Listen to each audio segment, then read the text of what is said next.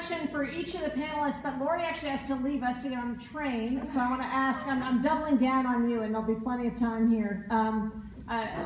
As our superstar in the weeds, the TPP text was just released. So can you tell us what are the significant differences between the text we imagined and the text that was released? Well, some of it is worse than we expected. So there were a lot of things that were already decided because this negotiation had been on for a long time, and certain things had leaked. So like, we knew the agreement bans the use of Buy America procurement preferences, a policy that basically puts our tax dollars back into our communities for innovation, for creating jobs, because the government gives a preference to buying stuff made here. But we didn't realize that the way the language was written and the scope that it covered meant it covered more kinds of products. So we knew there was a problem. We figured it was the same problem with some of our old agreements, only there was a lot more countries, but it's actually deeper, it's worse. Basically, in every place where there were things that were left undecided, and they could have gone the public interest way, or they could have gone the corporate way. With the exception of the tobacco carve-out, they went the corporate way.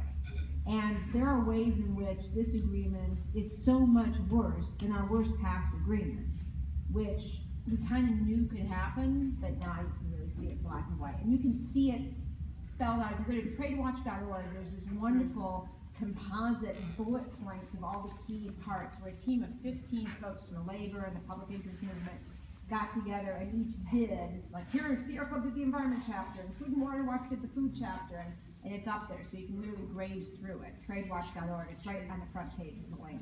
And I was talking to a journalist the other day who said, well, but isn't there some tobacco thing which sort of fixes the investor state problem? Isn't that all solved?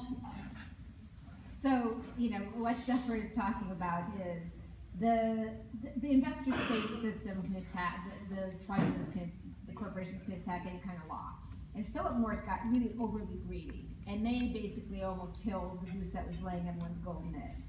So they went and they attacked Australia's law about plain packaging of cigarettes. They went to Uruguay and they attacked their law, and they basically pissed off a bunch of people being really crass about using investor state in a way that was just like disgusting with a product that has like no purpose but killing people. I mean, it's just, it was just not the poster child one would want if one was trying to defend the investor state system. So the powers that be decided actually to avoid tanking the entire investor state system, they were going to have to let off some steam vis-a-vis this tobacco issue. And the U.S. actually was the knuckle-dragging jackass during this entire thing of trying to stop that. Our negotiators were just ridiculous. And Malaysia wanted a big old carve-out, and in the end, we don't know the backstory, but the U.S. gave in, and actually you can't do an investor state challenge of certain kinds of tobacco policies. It's a real good thing. However, the thing is, if you look at that language, all it does is really shine a spotlight in the fact that all the gobbledygook language that's in every place else, that the administration is now saying, see, we have an exception for this, we have an exception from this, these things are safe for investor state. Well, you look over here and there's just like the carve out for tobacco. And then you have this thing over here that's like clouds, fog, mist. And you realize every other policy that's equally important is totally screwed. When you look and you realize they had to carve this out or we'd all be toast. So that is what folks are talking about, and it's a step in the right direction. But it's a little bit like, putting a Band-Aid on gangrene.